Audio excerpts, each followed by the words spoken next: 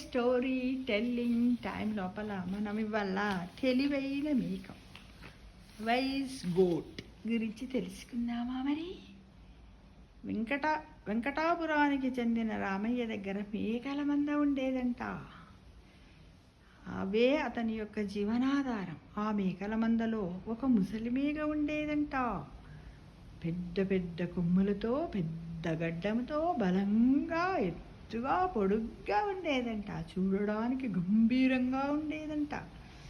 ఆ మేకకు అడవంతా కొట్టిన పిండి, అంటే అడవిలో ఎక్కడ పడితే అక్కడ తిరిగి వచ్చేదన్నమాట, భయం లేకుండా. రోజు అడవికి వెళ్ళేటప్పుడు యజమాని కండ్లు గప్పి అడవంతా కలియదిరిగి సాయంకాలానికి మేకల మందతో కలిసిపోయేదట. పోయేటప్పుడు వెంబడిపోతుండే. అడవికి పోగానే కథం తన దారి తనది వెళ్ళిపోయేదట. ఏ రోజు దారి తప్పలేదట. అలా కొన్ని ఏళ్ళు గడిచాయట. ఈ రామయ్య దగ్గర చాలా జాగ్రత్తగా ఉండేదంట. ఏది? ఆ మేక, తెలివైన మేక.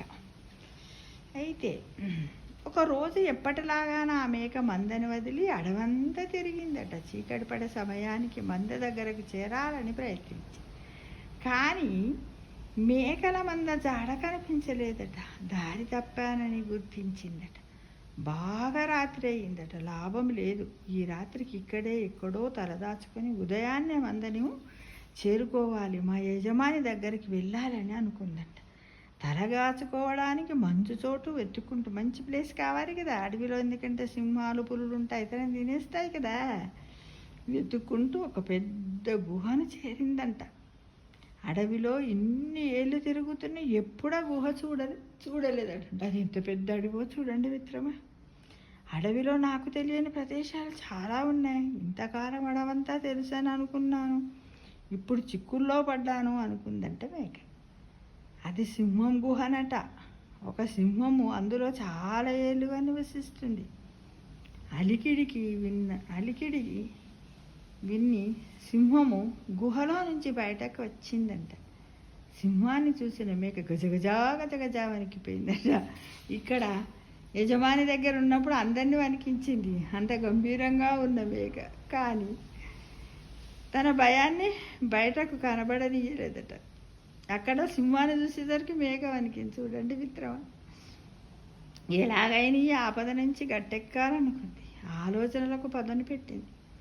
మేకను చూసిన సింహము తన గుహ వైపు కన్నెత్తి చూడటానికే, జంతువులు భయపడతాయట సింహాన్ని చూడాలని. అంతే కదా, ఎందుకంటే సింహం ఏంది, ఒక జంతువును చూసిందనుకో వేటాడి తినేస్తుంది కదా.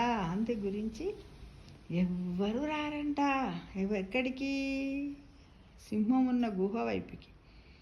ఇది ఏకంగా నా ముందుకే వచ్చి నిల్చుంది, ఇదేదో వేరే అడవి జీవిలా ఉంది అనుకుంటూ, ఎవరు నువ్వు, నా గుహలోకి ఎందుకు వచ్చావు అంటూ గంభీరంగా మేకను ప్రశ్నించిందంట.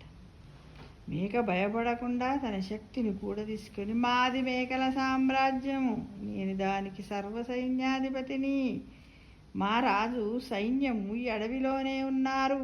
ప్రతిరోజు మా మేకలన్నీ అడవికొచ్చి ఇంటికి తిరిగి వెళ్ళలేకపోతున్నాయి. పిల్లలను ఇంటి దగ్గర విడిచి ఉండలేకపోతున్నాయి. అందుకే సంచార జీవితం వదిలి అడవిలో స్థిర నివాసం ఏర్పరచుకోవాలని అనుకున్నాము. నీ గుహ అందుకు అనువైనదని మా రాజుగారి అభిప్రాయము. నిన్ను తీసుకురమ్మని నన్ను పంపారు. మనం వెళ్ళటం ఆలస్యమైతే మా రాజుగారు స్వయంగా సైన్యంతో వచ్చి నిన్ను వధించి ఈ గుహను స్వాధీనం చేసుకుంటారు అందంట. ఎవరు? ఈ తెలివైన మేక. మేక మాట్లాడే విధానము, దాని ఆకారం చూసి సింహం ఆలోచనలో పడింది. అప్పుడు నేను మేకతో వెళితే వారంతా కలిసి నన్ను చంపటం ఖాయం, వెళ్ళకపోతే ఇక్కడికి వచ్చి చంపుతాయి. కాబట్టి ఈ సమస్య నుంచి సమయస్ఫూర్తితో తప్పించుకోవాలి అనుకుంది మృగరాజు అయినటువంటి సింహం. నేను రాత్రిపూట ఎవరిని కలవను, రేపు ఉదయాన్నే వచ్చి మీ రాజుగారిని కలుస్తానని చెప్పు అందంట సింహం.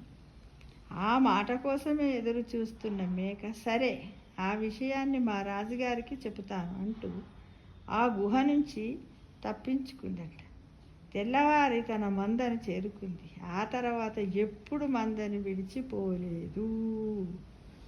ఇది తెలివైన మేక యొక్క లక్షణం. ఎలా చూడండి, ఎంత ఆపదనైనా ఉపాయం ఉంటే తప్పించుకోవచ్చు కదా.